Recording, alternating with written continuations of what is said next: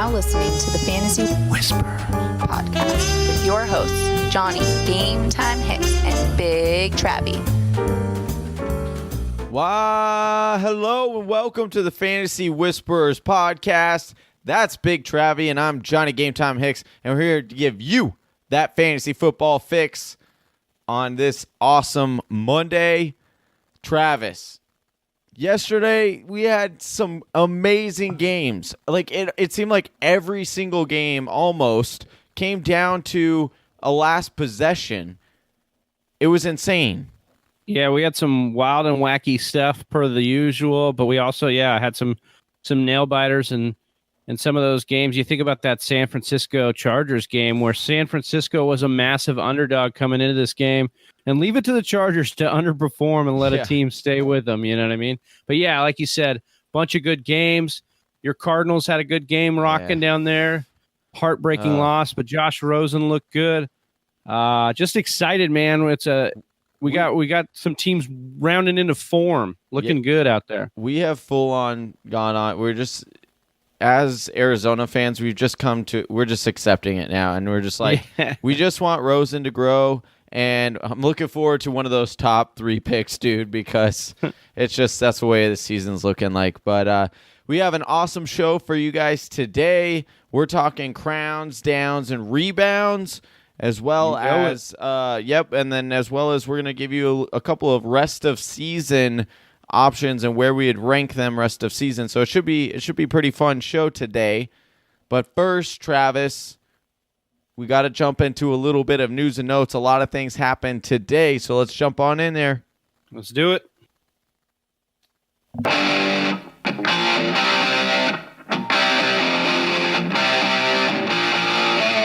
News and notes from around the NFL.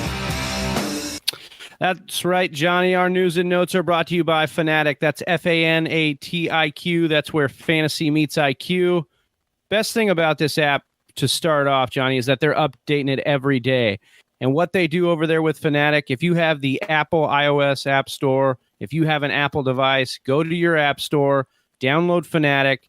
They've got the last 3 games charted out for any fantasy player you can think of with, any usable stat. They have their last 3 games documented, and they have it in there for you to use right at your fingertip. Nice charts. You can use it to win your league, win each week. And I'm just excited to get them on board, Johnny. Yep, and as always, we'd like to push on over the notes from there. So with that being said, first thing we got on the slate is Will Fuller exited Week 4 against the Colts with a hamstring injury. This really sucks for Will Fuller owners because this is a frustration of owning him. He's often injured, but when he plays, Travis, he is phenomenal. He has scored a touchdown in every single game he's played with Deshaun Watson. Yeah, I will say this. Take a look at Kiki Cutie. Yeah. He had some decent looks in this game, and obviously it's an upgrade for Hopkins, of course. But Cutie had 15 targets in this game, Johnny. 11 receptions for 109 yards. That's on top of the 49 yards and a touchdown that Fuller got. But it seemed like when Fuller was gone, we knew that Cutie had upside. He's a very speedy slot guy, and he definitely showed it in that game. So definitely he'll be somebody I put out in our waiver piece.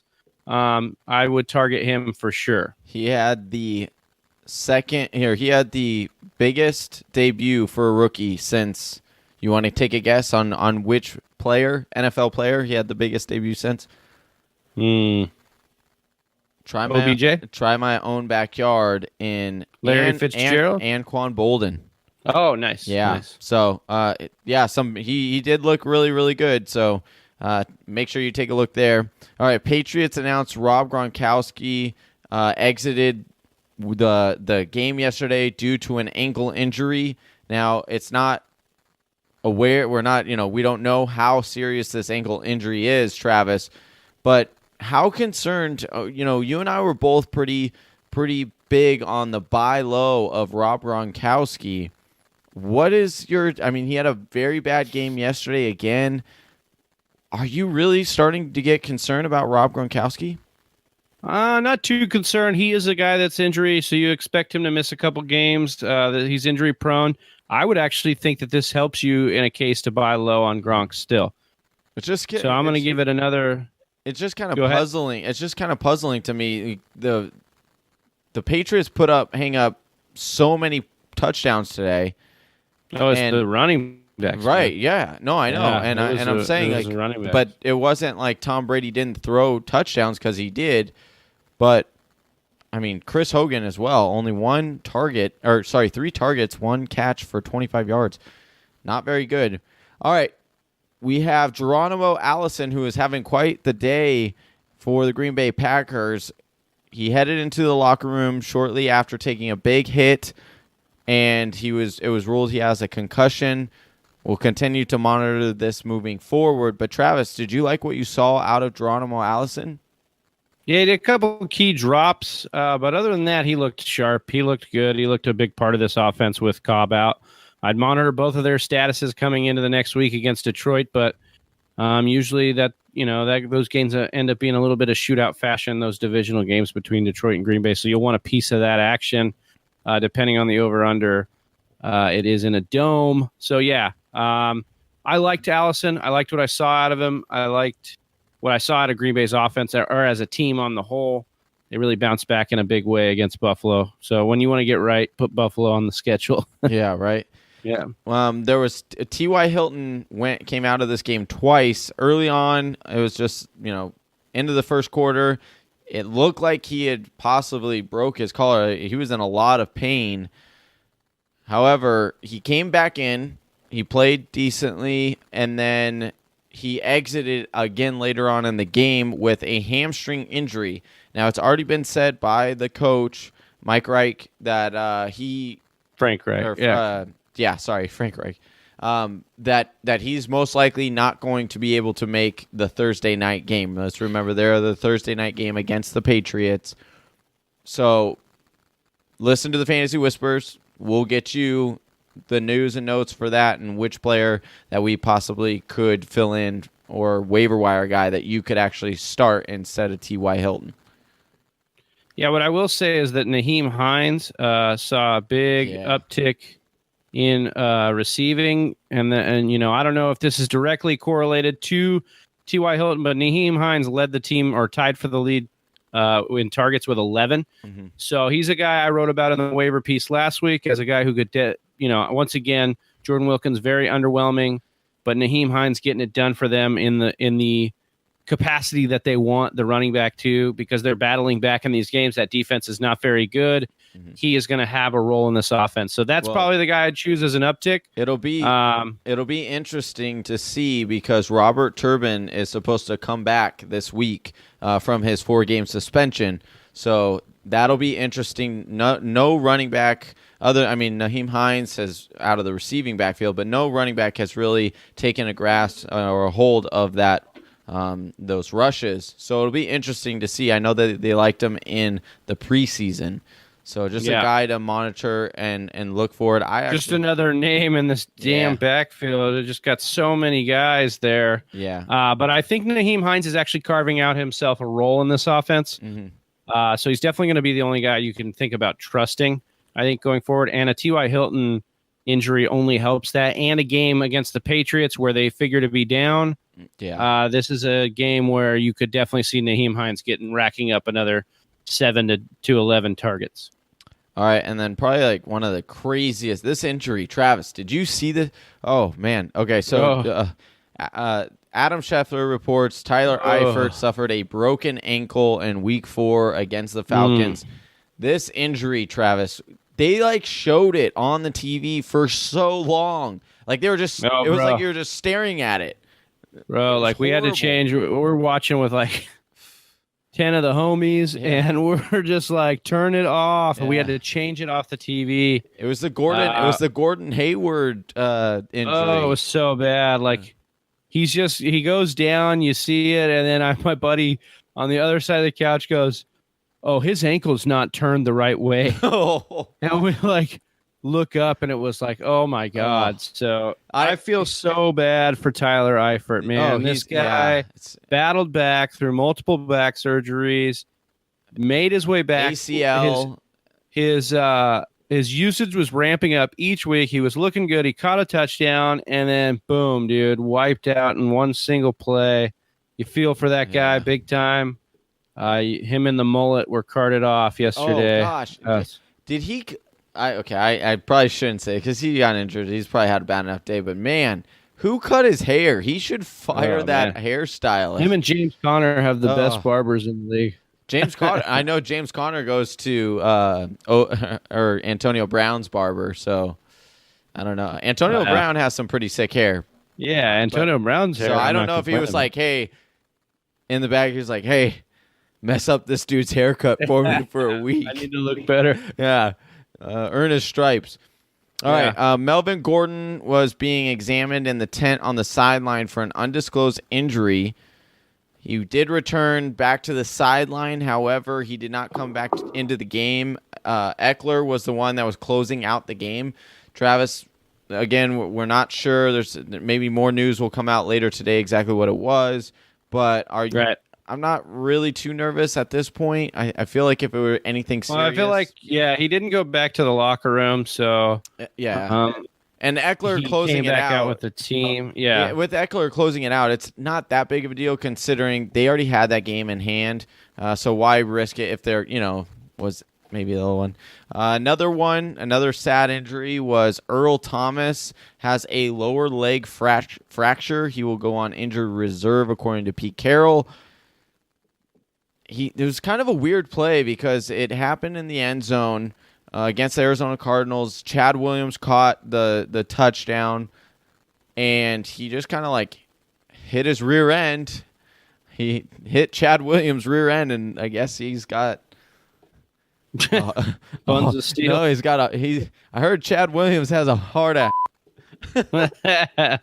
Yeah, I guess. Yeah. What was the craziest thing about this is Earl Thomas seen flipping off his his sideline. It was his sideline too. Like he was high-fiving and being like, "Oh, I'll be back to the Arizona Cardinals players." I think it was more at the coaches and management. He was just had it. He's had it with Seattle. We knew this was happening. There was a fracture in the relationship big time this year. And I think he just let it show right there on the field. Yeah. And then last but not least, before we move into the show, we have Seahawks rookie Will Disley, who was emerging as one of Russell Wilson's favorite targets, is believed to have I can't talk today. Is believed to have suffered a torn patella tendon and is out for the season. That's a pretty big loss for that Seahawks offense, Travis, that doesn't seem to really have too many pass catchers. Doug Baldwin. Well, luckily for them, they got Baldwin back. He wasn't as effective. I think they'll probably try to start to ramp things up and look out for Ed Dixon. Okay, he's a guy they signed in the offseason who started the year injured. Look for him to come back. He could actually fill a big role. I think Disley was never a long-term option for this team. It was like a pleasant surprise. I do want to touch on another injury, though. Leonard Fournette left week 4 against the Jets, did not return. They gave him a pretty heavy workload. They gave him 12 touches. Did this cause the hamstring to flare up again? Watch this again. But obviously, if you were a Fournette owner, you hope that you have TJ Yeldon. He did his thing yesterday. But, man, Leonard Fournette, this happens with hamstrings. I mean, they linger around, and if you don't take care of them, if you don't come back healthy, it has something that it's something that can linger around longer than you want it to. Yep. And there's no real way of really testing that until you kind of just really open it up. And then, at that point, it could be too late. All right, Travis, let's jump on into today's show. First off, we're going to start with we're doing crowns, downs, and rebounds. But we got to start off with a good positive note here. So we're going to start off with those crowns. It's those players that won you your week and have consistently put in that effort for you. Yeah, Johnny, I'm going to start it off here with Alvin Kamara. Listen, this guy has been unstoppable to start the year, and he was nothing short of miraculous again in week 4. 19 rushes for 134 yards, 3 rushing touchdowns. He had 5 receptions for 47 yards on 9 targets. So almost 20 and 10 here. Yeah. He finished with 28 total touches, or I'm not sorry, 24 total touches. The guy is a beast. He will not stop. I'm just interested to see how this will shake out with Ingram back. Yeah. I don't think it's going to matter as far as production for Kamara. I want to see what it does to his rushing totals and his touch totals, but this guy it doesn't matter. He can do it in so many different ways. Unfortunately, I was playing Alvin Kamara in the league, and it lost me the league. So thanks, Alvin Kamara. Appreciate you. Kamara has been a beast, and he has been unstoppable. And, we put out these updates every week on guys that were studs, and I feel like it's been every week this year we're talking about how Kamara won people of the week, and he just continues to do it. So for me, he's my crown this week. My crown a quarter of the way through the season. My quarter of the season MVP for fantasy, if you will, is Alvin Kamara. All right, I'm going to go with DeAndre Hopkins this week. Welcome to 2018, DeAndre Hopkins. He had a massive 12 targets today. He caught 10 of them for 169 yards and a touchdown. And you kind of touched on it in the news and notes, Travis. And unfortunately, this is bad to say, but for DeAndre Hopkins owners, this is good news saying that Will Fuller is not in the lineup, because when he is in the lineup, that's who Deshaun Watson really looks for. Yeah. And because most of the time DeAndre Hopkins is getting double teamed, and so it was nice once Will Fuller came out of the game, Nuke really ramped up his gameplay, and he caught a really nice touchdown pass. He almost had another one in overtime that would have put him, would have gave him a monster game today. But you like what you see, and you're back on the Hopkins bandwagon here. He's a monster. Yeah, I think what you saw is him finally be that lead dog again in this offense. Yeah. And his average 16.9 yards per reception. That's great. That's what you want to see out of those top tier guys. So huge game for Hopkins.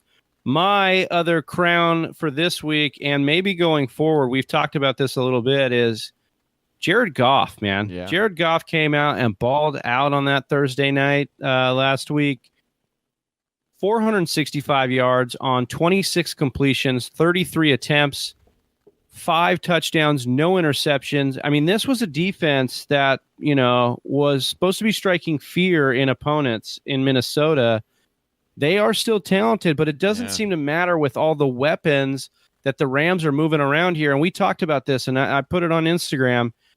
With the injuries in the secondary for Los Angeles, you could see Jared Goff continue to sling this ball around, and everybody top to bottom on that Rams offense can get it done.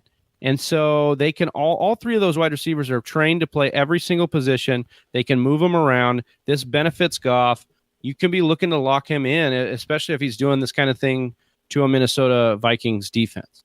Yeah, that was the really, really impressive part, was that he was doing this to the Minnesota Vikings defense. But it also made me kind of question the Minnesota Vikings defense. And Travis, are they really as good as we think they are, right? They've given up now. They were missing one of their best defensive linemen in Everson Griffin. I think that this was the second game where they've given up over 35 fantasy points, and one of which was to an awful offense who got shut out today. I think they have the talent that's there. They got to clean some things up. This happens sometimes with defenses. They start a little bit different than they end up. So keep an eye on them. I think for fantasy purposes, going forward, you're going to be okay starting them in a lot of spots. And don't worry, Minnesota Vikings fans, we're not bashing on you. Just think about this. This very moment last year, you guys were also 2-2, and you end up finishing the season at 13-3. So not all is awful there in Minnesota. Could be worse. You could be 0-4. Well, the NFC just has a lot of juggernauts. I mean, it really does. It just has a lot of teams. So there's going to be a lot of games where, it's going to be some give and take. And 1 week, some teams are going to be up and others are going to be down. Yep. And they happen to run into an undefeated Rams team that looks to be the best team in the league right now. So, yep. All right. My last crown goes to a guy who I feel is super disrespected. All right. And that is Melvin Gordon. Yeah, every year, people doubt him. People question whether he should be a top 10 running back in the fantasy draft. And he just goes out there and he just produces. He's not real flashy, right? He just gets the job done. You don't hear stories about him. He's not in the public's eye all the time. But this guy, man, he's just a grinder, Travis. He had 15 rushes for 103 yards. He also added 7 receptions on 9 targets and 55 yards and a touchdown. Travis, he's the RB3 on the year, and he's one of the few running backs that you can say he is returning the value or better than the value at which you drafted him just 4 or 5 weeks ago. Yeah, I don't think anybody's surprised here based on we always knew that this was a possibility given the volume that he always got. The difference this year, Johnny, is he's averaging 5.1 yards per rush. Mm-hmm. He is getting it done. His yards per reception are 8.3. Like, this guy is being used all over the place. And you're seeing another guy with standalone value, and that's Austin Eckler, in this offense still. And yet still, Melvin Gordon is finishing as RB3. So as long as he gets back from this little hopefully it's a ticky-tack injury, he gets back from it. You got to continue to roll Melvin Gordon out there. He's a close second for that, fantasy MVP through 4 weeks. If you're asking me right now, and that was the big thing. If he could get his yards per carry up, if he could be a more effective rusher, he was always going to be a guy you're like, oh, if he's in the top 5, I'm not surprised. Right. Absolutely. All right, the next category we're going to move into is not as exciting nor as happy. These are downers, the guys that you drafted with high hopes, and so far they are just coming I'm not going to lie, Johnny, this segment's going to give me some anxiety. Yes, for sure. Yeah, I'm a little upset here. So getting a little hot underneath. I'm going to let you finish. I mean. Yeah. But I'm just going to take over here because one guy that's really got me upset is Kenyan Drake, Johnny. He is a downer this week. He's a downer this entire year. And I just want to say something to Adam Gase. What the F is wrong with you, man? Like, give my boy some carries, okay? Kenyan Drake had 3 carries for 3 yards, Johnny. 1 catch for 13 yards. 1 catch. Yeah. They're in a game they trail. I don't get what the usage is. His carry count has gone from 14 to 11 to 5 to 3 in the 4 games. At this rate, he won't carry the ball at all next week. I tried to say during coming into the season, that was my real concern. It's like he has the talent to be a really good running back, to be a workhorse running back. The problem is Adam Gase doesn't know how to use him properly, or he hates him, and therefore he's not getting the touches. I think that Adam Gase is like some of these offensive minds where he'll get cute in game plans. Like last week with the Raiders game, I mean, granted they won, but it was all these touch passes, these trick plays, all this weird stuff. Like, because that's what makes ESPN. That's a play that gets the people going instead of just turning it around. It's like, come on, man, I'm with you. If you're a Kenyan Drake owner, what are you doing, Johnny? Like, I'll tell you what I did. I threw him a party, a welcome party. Welcome to my bench, because that's where, that is where you're staying. You can stay there until you. And I so feel he's bad. In your doghouse. I feel bad being mad at Kenyan Drake because it's not his fault. Yeah, the guy's touch counts just keep plummeting into the earth. I don't know what to do anymore, Johnny. I'm benching this guy until further notice, man. It's the only thing that you can do, because at this point, he doesn't have the trade value. No one's going to give you fair value for Kenyan Drake. And so you have to just set him on your bench until he can prove otherwise that he's going to get 15 touches a game, which is what he needs in order to be effective. I'm going to move on to mine, Travis, who's also equally as frustrating. And I don't know whether it's to be frustrated with him or to be frustrated with his quarterback, but that is Odell Beckham Jr. We have gone 4 weeks into this season, and Odell Beckham has 0, and yes, I said 0 touchdowns so far this season. He came out today. He had 7 of 10 targets He caught 7 of 10 targets. You like to see the 10 targets, but for only 60 yards, Travis, he also added a rush for an additional 10 yards. So it wasn't like he killed your fantasy team, but where this guy was drafted, in some cases he was drafted in the first round, early second round, he is not producing at all. And it's not his talent, but you could say the quarterback, right? But Eli's throwing touchdowns to everybody else, it seems like, except for Odell. So maybe he's mad at Odell. Maybe Odell came over and watched a little, had a movie night or something without Eli there. I don't know. I don't know what's going on. It's got me frustrated, Travis. Yeah, I'd be a little frustrated too. I just think that this is he's still getting that number one usage, that number one part of the market share. This is going to turn around. He is an electric athlete. Touchdowns can be fluky like this. Yeah, he's going to continue to get that usage. I think you'll be okay. All right, he's another buy low guy. I mean, he was last week. He is this week again. This is actually helping your case to be able to buy low on. Right. All right, Travis. Let's hear your second downer of the week. I don't know if I can work through the Kenyan Drake thing. I'm just still so pissed off. But I mean, this next one you got here is also equally as frustrating as well because Matt Nagy. You guys score 17 touchdowns on Sunday, and Jordan Howard gets 11 carries for 25 yards. Guess how many targets, Johnny? Travis. 1 target. What the is going on? Yeah, that's what I want to know. Why is Tariq Cohen having a career day? Don't they know we play fantasy? Game. That's the whole reason we watch us, because of our fantasy teams.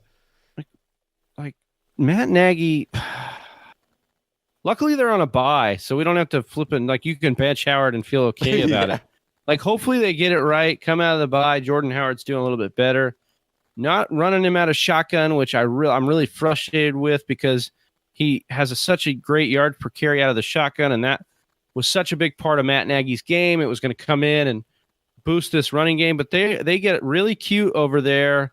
This Andy Reid coaching tree, they get real cute with their running backs and their committees, and I don't know, man. Just their schemes in general. After 24 carries last week, Johnny, he comes in and puts up 11 carries for 25 yards.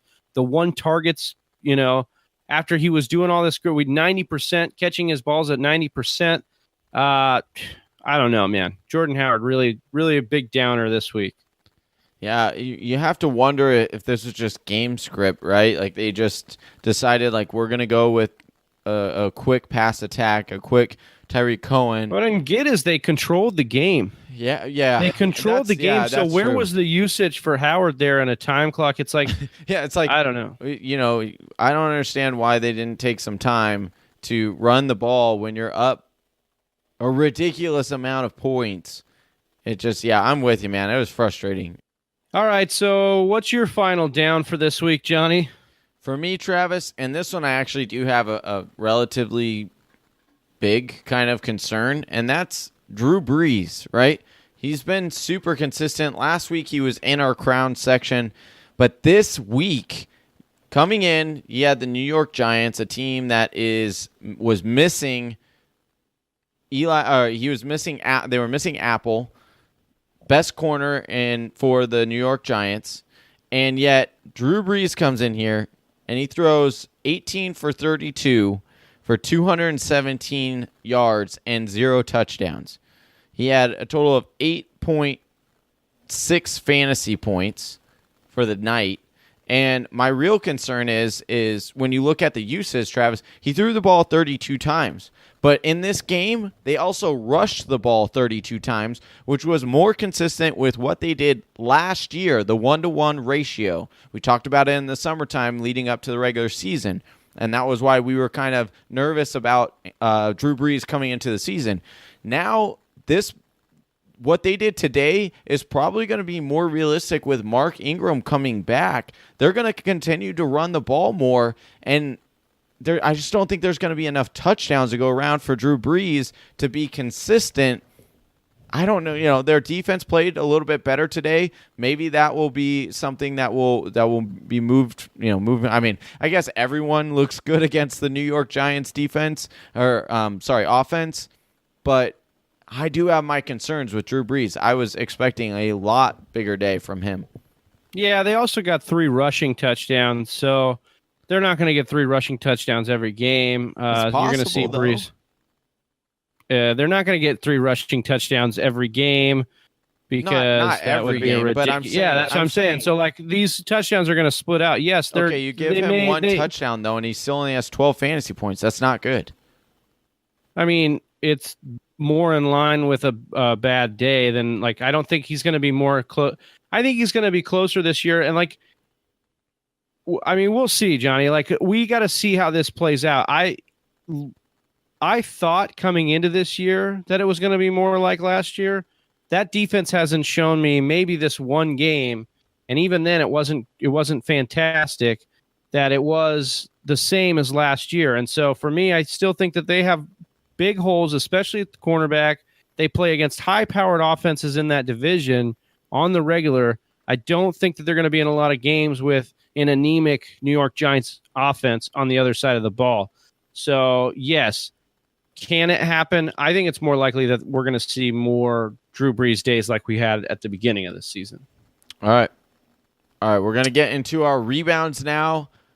Travis, you want to give us a guy, your guy, that you saw completely rebound this week? Yeah, it's a guy that's been really popular with us on social media. He's popular out there in Phoenix, and that's David Johnson. Listen, a lot of people took David Johnson in the top 5 of their fantasy football drafts, and were very upset in the first 3 weeks because this offense was very, very bad.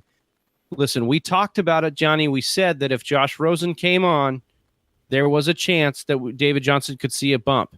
We said he was getting the rush. You know, Johnny said it right there. We put it up on Instagram. He's getting the percentage of the market share for running. He's getting a sizable percentage of the receiving market share, the target market share. And this week he produced, Johnny, 22 carries, 71 yards on a touchdown, adding 3 catches for 41 yards in the receiving game. Did Rosen look good? Yes. Did he make all the throws? Yes. Did this offense look like it had a little bit more rhythm to it? Yes. I am good with David Johnson. If you took our advice and bought him low last week, made a trade for him, or stood pat, you got to be really happy that you have David Johnson, and you got to be really encouraged by what you saw. Absolutely. All right, Travis, I'm going to give you mine. And, I mean, he's definitely a rebound, but I do have my concerns, and that is Trey Burton, right? Mm-hmm. Trey Burton had a monster day. He had 86 yards and a touchdown. But the problem with this is that they came on 2 targets, Travis. Yeah. 2 receptions and 2 targets, and that was it. You got to love it from the fantasy perspective because he had a monster day and he way outperformed one of the top tight ends for this week. However, the targets remain a question mark to me. He only has 16 targets on the year. Travis, I was expecting a lot more, and so were you, of Trey Burton coming into this season, considering what we saw in preseason. Are you starting to hit the panic button a little bit, or is this just what we need to come to expect this year from the tight end landscape? Yeah, I was just going to say, this is the tight end. This is the tight end position.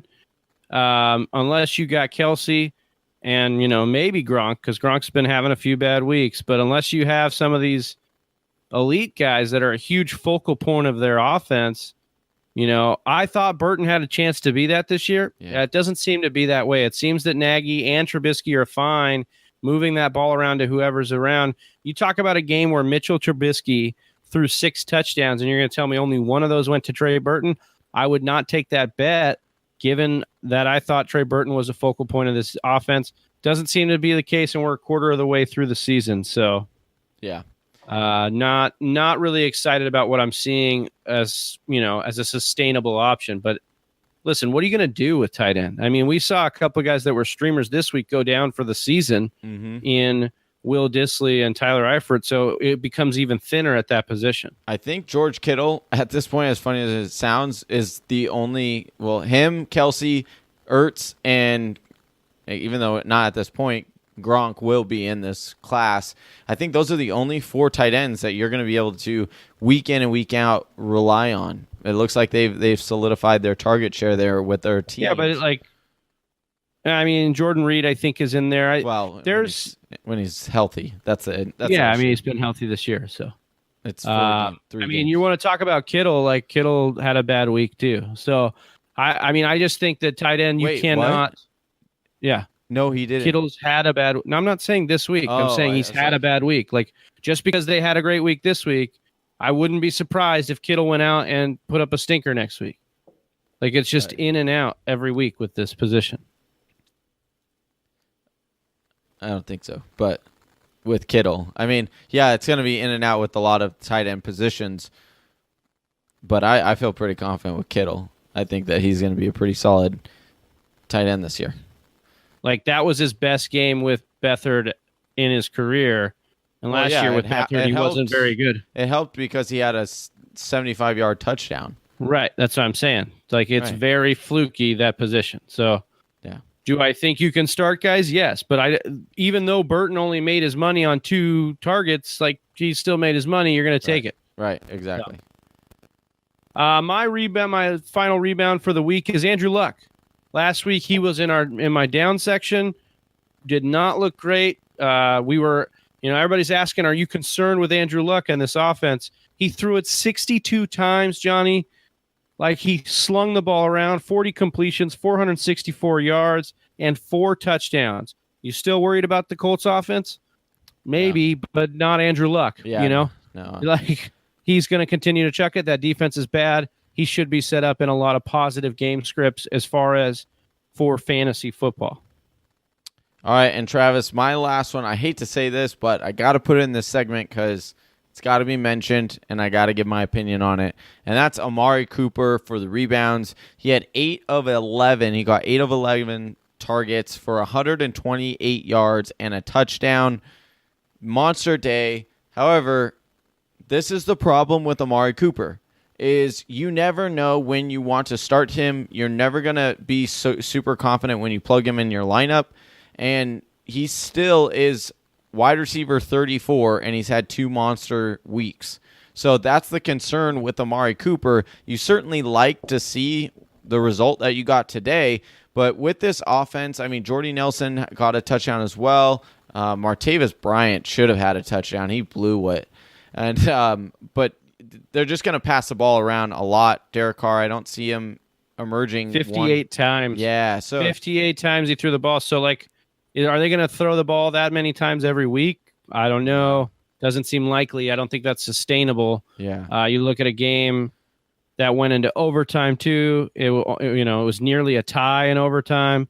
So there's a lot of game clock that was used in that to pad those stats too. Mm-hmm. So are you, like Johnny said, are you ever going to know who to start or when to start these guys? Or you just got to kind of be like, okay, I drafted Amari Cooper. I knew the risk. I got to roll him out there. Right. All right, that wraps up our crowns, downs, and rebounds part of our show. Travis, we're going to give the people a little added bonus here with a few players for rest of the season. Who would you rather have? And I'll start off here, Travis, with who would you rather have moving forward? James White, who had a monster game today, and it looks like he's kind of solidified that pass-catching role, or James Conner, who struggled again today. The last few games haven't nearly been as big. Which one would you rather have, James Conner or James White rest of season? This is a tough one. I think if Le'Veon Bell doesn't come back to the Steelers, which every day I just don't know anymore. Yeah. One day I think it is, one day I think it's not. I think if they continue to lose, though, yeah, that's going to help his cause. Yeah, it might be something where he does end up coming back. But either way, I think James White has a solidified role in the offense. So I'm taking James White. He's been effective. He's got the role. He's not on a better offense, but he's in a part of an offense that's going to continue to get better over the year. Mm-hmm. So give me James White. He's made his role. Connor has not looked good in every game. Like he's done what he needs to do, but he hasn't looked spectacular in every game. James White has found his way to be productive in every game. Agree. Sorry, excuse me. I agree. Yeah. I agree with that. No worries. James White is the guy that I would probably prefer to own. So I got one for you, Johnny. Same game, or at least Steelers-Ravens. Alex Collins carries the ball 11 for 42. Okay. Buck Allen carries it 10 for 30. Collins has a fumble, which probably leads to why Buck Allen's got some more carries in this game. But we've kind of seen this usage be a little bit skeptical. So I ask you, which of these Ravens backs do you want for the rest of the year? I'm gonna go with Collins. Wow, really? Still? Yeah, because for me, it's kind of like the same thing. Like, I don't think Harbaugh really likes Buck Allen. They throw him out there because they know he's like. I don't think he likes either of them. Yeah, I mean that's a very valid point. But to me, it's just like I think he likes Collins a little bit better. And the thing is, Collins is a better runner. Like, realistically, you watch him on tape, he's the better runner for sure. But Javaris Allen, Buck Allen, is just a solid football player. And you know when you put him in there, he's not going to fumble. He's a bigger back. I mean, you saw that in the game, right? When they started to when they were up and they needed to run the clock down, they gave the ball to Buck Allen, and they had they didn't even look Collins' way after he had fumbled earlier. They wanted to make sure they got out of that game without any fumbles. So right, that's a good question. I like that one. All right, I got one for you. Would you rather have Calvin Ridley or Kenny Golladay rest of season? Now, Give me Calvin Ridley. I love Kenny Golladay, but I think Calvin Ridley has solidified himself as the number 2 option in this offense. I think it's going to support both of the receivers because of the talent. And I think that he's actually become a scorer for this team where they didn't have it in Julio for whatever reason. I can't explain it. It doesn't make any sense to me. Dude is allergic to touchdowns. I just don't get it. But I think the Calvin Ridley rest of the season, give me that over Kenny Golladay, who I think is great, and he's going to have flashes. But there's Golden Tate and Marvin Jones to compete with in that offense. So Ridley only has to compete with Julio, who, technically in the end zone, you don't have to compete too much because the guy doesn't score. So right. Yeah. You got any more? Yeah, let me think here. So these guys kind of went back to back, and one hasn't really scored yet, but he's had some decent play. Was on a bye this last week. Christian McCaffrey and Dalvin Cook had similar ADPs coming into the year. Dalvin Cook has dealt with this injury, but it looks like he got out of that game without a setback. So now I ask you, the rest of the year, do you want Dalvin Cook, who still has Murray and these other guys kind of competing with touches, or Christian McCaffrey, who has kind of been a Swiss Army knife but hasn't really popped? Yeah, I'm going with Christian McCaffrey.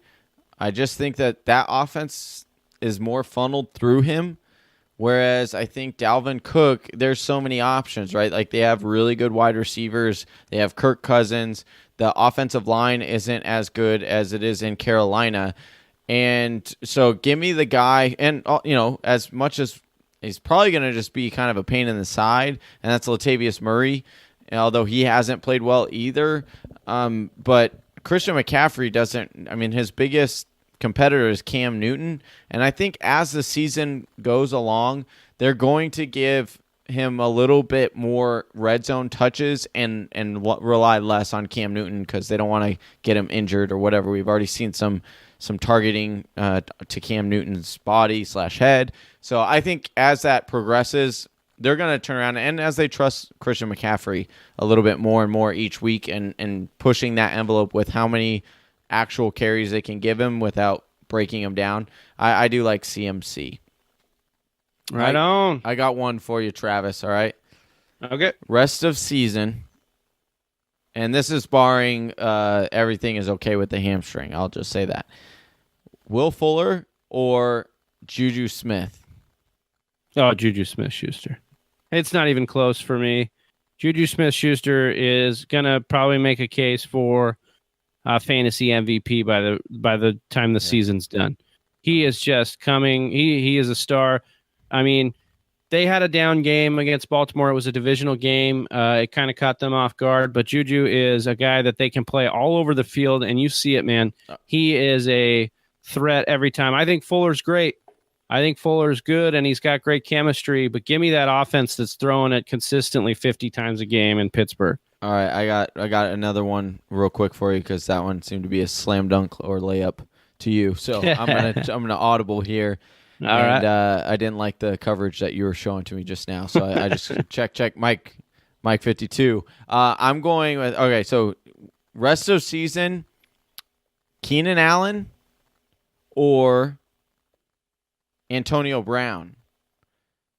2 wide receivers that were drafted in the first 2 rounds, pretty similar ADP, but Antonio Brown was like middle of the first, I guess, but both of these wide receivers coming in were high expectations.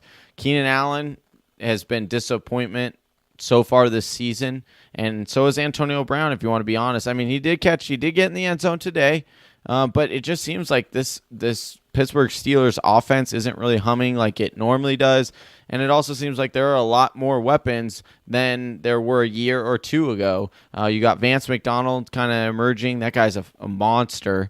And then you have Juju that we just talked about, as well as James Washington, who's kind of carving out a nice little niche here. And then whoever's in this backfield gets receptions and targets. So but I would say on the flip side, the Chargers are finding themselves having weapons too. Right. Austin Eckler has standalone value. Melvin Gordon's been catching a ton of balls. And then Big Mike Williams, BMW stud. out there doing work. Stud. Even Gates got a touchdown. So they've got their own share of weapons. Give me Antonio Brown. The pedigree's there. I love Keenan Allen. You know me. I'm a Keenan Allen truther. But you got to take Antonio Brown here. That guy is not afraid to speak up when he's not getting the ball. You see him do it. He's scored in back-to-back weeks now.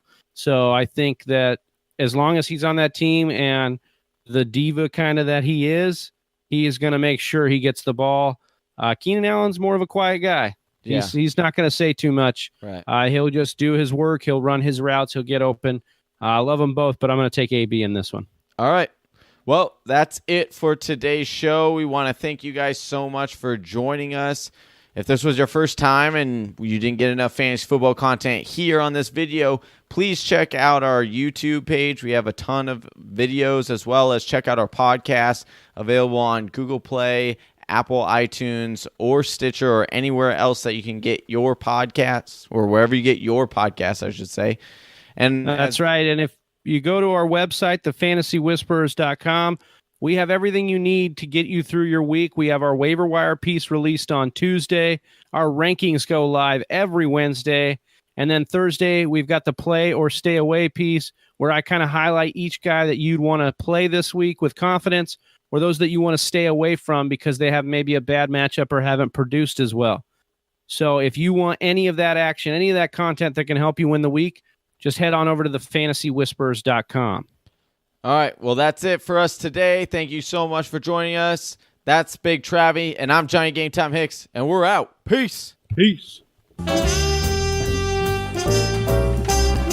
Thank you for listening to the Fantasy Whisperers podcast. You can hear more from John and Travis on Google Play, SoundCloud, and iTunes. You can also follow us on Instagram, Facebook, and Twitter at TF Whisperers.